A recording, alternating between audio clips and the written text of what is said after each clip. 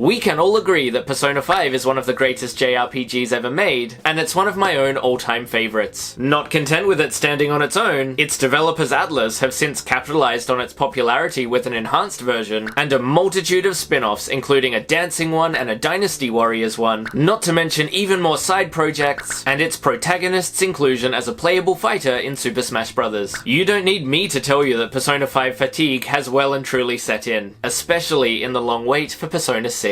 Even if you haven't interacted with any Persona 5 media, these characters and visuals are recognizable to anyone who enjoys the great hobby that is gaming. But I think a lot of gamers are getting tired of seeing Persona 5 everywhere. And then, out of nowhere, when it was unceremoniously leaked by Atlus themselves on Instagram earlier this year, the world let out a collective groan as the latest spin-off, Persona 5 Tactica, was announced. Overshadowed by the announcement of Persona 3 Reload on the same day, there has not been much hype for Persona 5 Tactica, and in my opinion, Atlus and Sega's marketing of it was not very good either. And yet, this gamer has been hyped from day one. Despite franchise fatigue, I still love this series and its cast of characters, and as a lover of tactical games like Fire Emblem, Mario Rabbids, and Advance Wars, I was more excited for Tactica than Reload. And now that I've played Persona 5 Tactica to completion, in this review I'll go over its highs and lows. Whether you're a lover of Persona and tactical RPGs or not, this review will cover all aspects of the game. So by the end, you'll know if it's worth playing. And with that out of the way, let's get into it. Taking place after the main events of Persona 5 Royal, but before the epilogue, Joker and the Phantom Thieves are enjoying a brief moment of respite before they are suddenly sucked back into the metaverse, the cognitive dream world on the other side of our own. It's here they meet Erina, the head of the Rebel Corps, an army of little hat people. Erina is leading the rebellion to liberate their kingdoms from their oppressive rulers. At the same time, they cross paths with an amnesiac young politician, Toshiro, who surely must be the key to their freedom. With no other way out of the metaverse, the Phantom Thieves lend their strength to the Rebel Corps, traversing a variety of kingdoms and taking down their rulers through strategic battles, before uncovering and confronting who is truly behind this mysterious new set of circumstances. If what I just said makes no sense to you, then you must not be familiar with the workings of the Persona 5 universe. And that's just it. If you're not even the slightest bit familiar with Persona 5, this story will be very hard to follow. This is definitely a spin-off that requires a passing familiarity with the series, so if you haven't already, go play Persona 5 before you play this. But conversely, if you have played Persona 5, it's comfortable to slip back into this setting once more and spend more time with these well-loved characters. As someone who does love Persona 5 though, even I felt a bit tired seeing this cast again, despite how much I love them. But fatigue aside, they remain true to the spirit of the series, and the scenario is mostly well written. I'll get into the gameplay soon, but I would like to talk at length about the story first. Don't worry, no spoilers here, but if you'd like to skip to the gameplay section, here's the time code. Anyway, because this is Persona after all, dialogue and story make up a huge percentage of playtime. If you're playing a game that's almost 50% dialogue and cutscenes, then the story had better be worth the time investment. In Persona 5 Tactica's case, this story takes a long time to get going. Similarly, a lot of the story is spent building up the two new characters, Erina and Toshiro, and does not focus that much on the Phantom Thieves, who we know and love. About 3/4 through the story, it finally hit me. Despite using the cast of Persona 5, this is not a story about those characters. This is actually a story about Toshiro and Erina, and Joker and friends are merely supporting characters. And once I realized that, I realized this storytelling decision made total sense. The narrative arcs of the Phantom Thieves were completed in Persona 5. There is absolutely no character development among them here, but there is no room for them to grow anyway. Therefore, it makes sense to make this a story about new characters, and to treat this story as an episode of the week for the Phantom Thieves. It's similar to Persona 5 Strikers in this sense, which also focused on telling an emotional story using its new characters.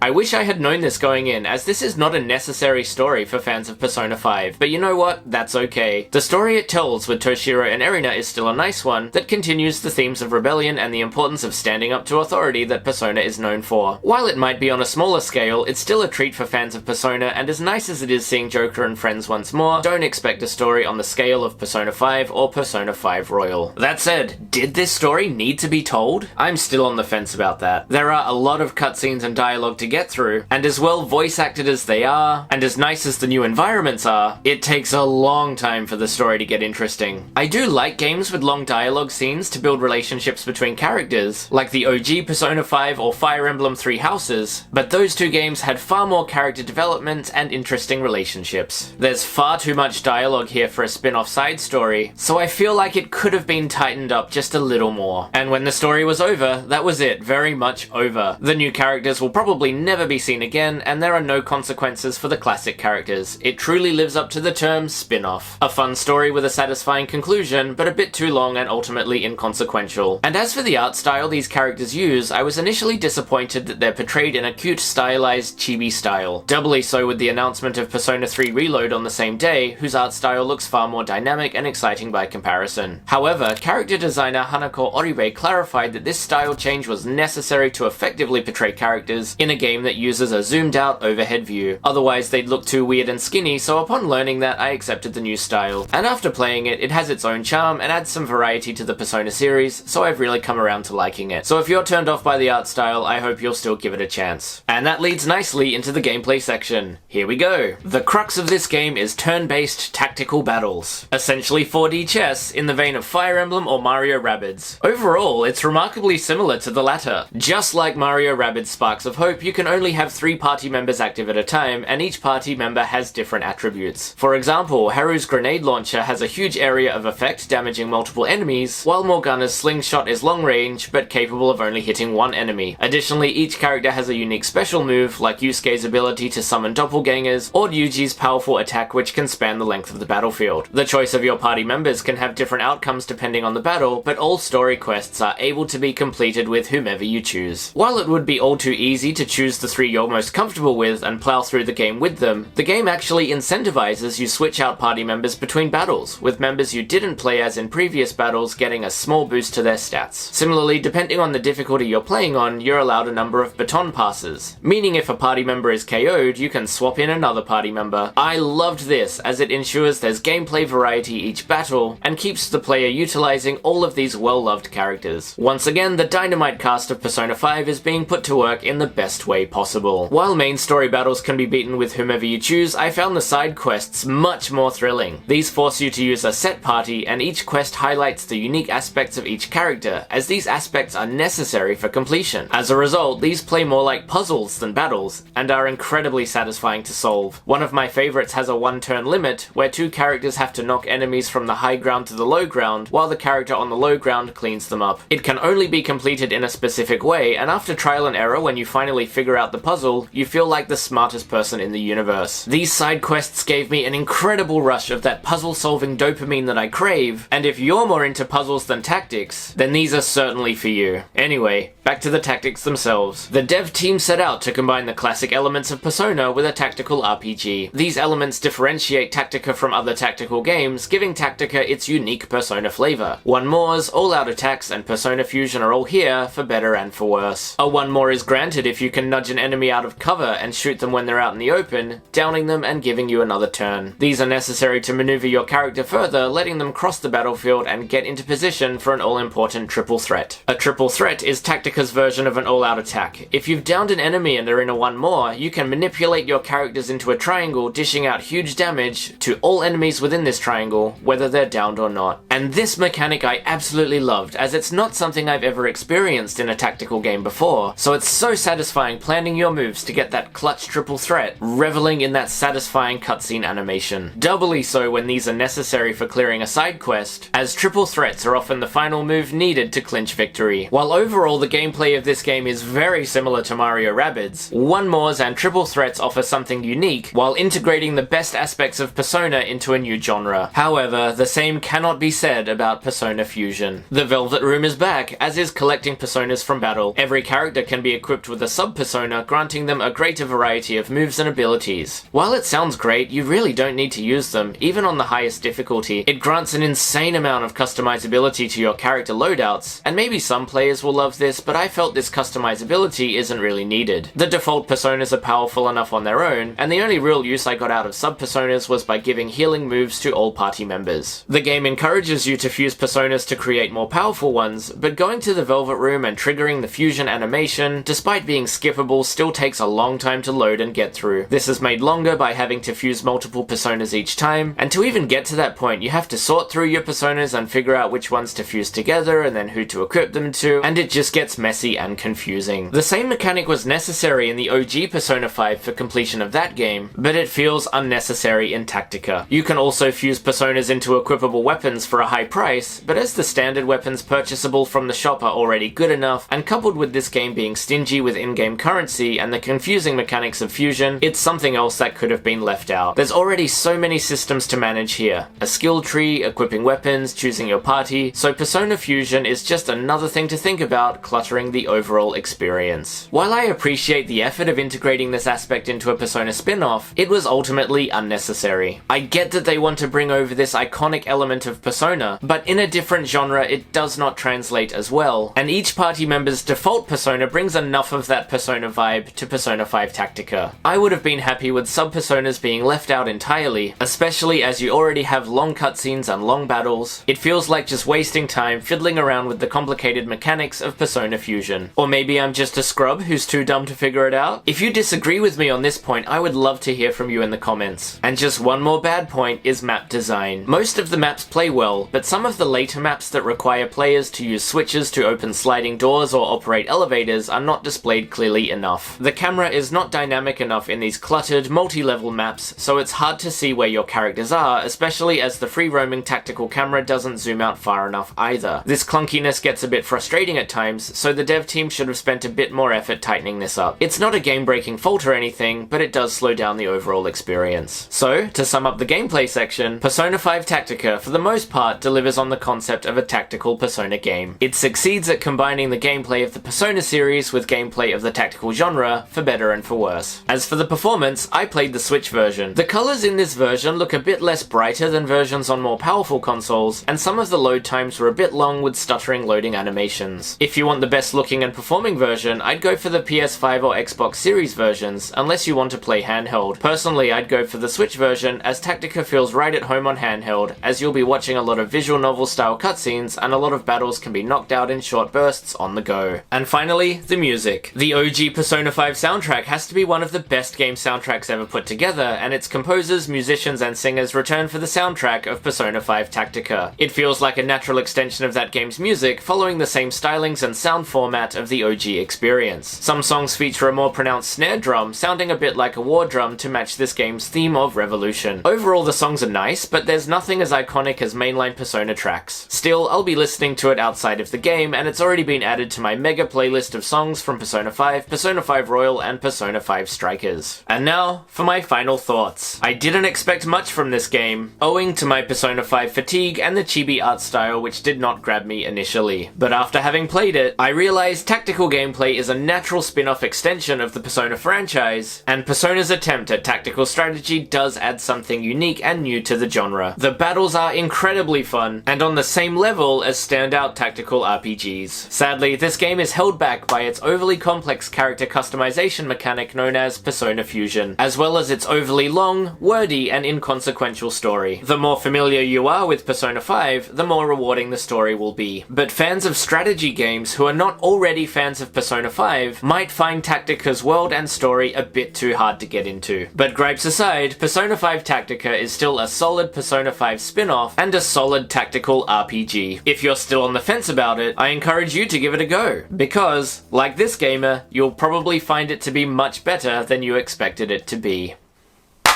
So, thanks for watching to the end, guys. What are your thoughts on Persona 5 Tactica? Whatever your thoughts may be, let me know in the comments below. And if you found value in this review, don't forget to bless the algorithm gods with a like. And for more game reviews like this, don't forget to subscribe. So have a good one, and I'll see you next time.